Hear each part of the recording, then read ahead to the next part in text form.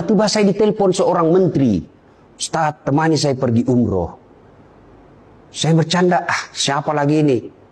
Disebutlah namanya. Wih, rezeki betul buat saya. Pergi bukan bisnis kelas, first class saya dikasih. Selama saya di sana, saya dikawal sama polisi yang baret merah. Kalau kira ke Indonesia Kopassus. Mau masuk Hijri Ismail, yang orang berebut masuk di situ belum tentu bisa. Dikosongkan Hijri Ismail baru saya masuk. Cium Hajar Aswad yang orang berebut belum tentu bisa cium. Saya dikosongkan pelataran Hajar Aswad, saya bisa cium, bisa selfie-selfie. Saya ingat, apa ya kebaikan yang pernah saya lakukan? Kok Allah kasih saya begini? Oh, saya ingat, inilah balasan dari tsunami. Dan Bapak tahu, tsunami Aceh 16 hari saya di sana. Doa saya sederhana. Dan itu saya anggap disitulah awal mula hidup saya berubah secara signifikan. 16 hari saya di Aceh. Hari keempat saya sudah di Aceh. Saya berdoa hanya satu. Ya Allah, berikan saya keberuntungan hidup. Apa ini keberuntungan hidup? Di mana ada tabrakan, beruntung kita tidak ada di situ. Ada pembagian pulsa, beruntung kita ada di situ.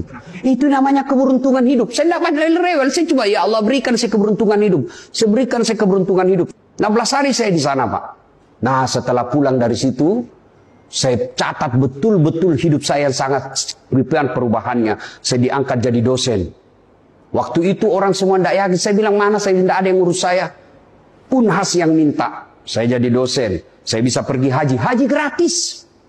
Saya diperiksa waktu itu di Polda sebagai kasus pembakaran bendera. Waktu itu Kapoldanya Saleh Saaf.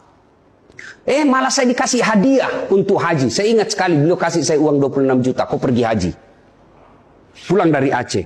Pulang dari Aceh, tiba-tiba ada radio, sahabatnya Pak Sahrul. Radio namanya Celebes FM.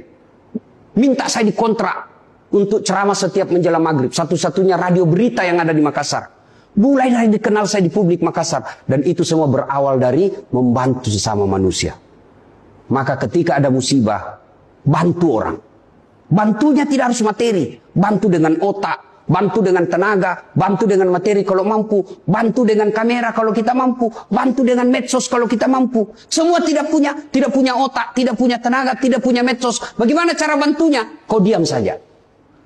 Jangan malah cerita, sebarkan hoax. Itulah bantuan kita. Dan orang yang baik, bukan yang hitam jidatnya gara-gara sholat.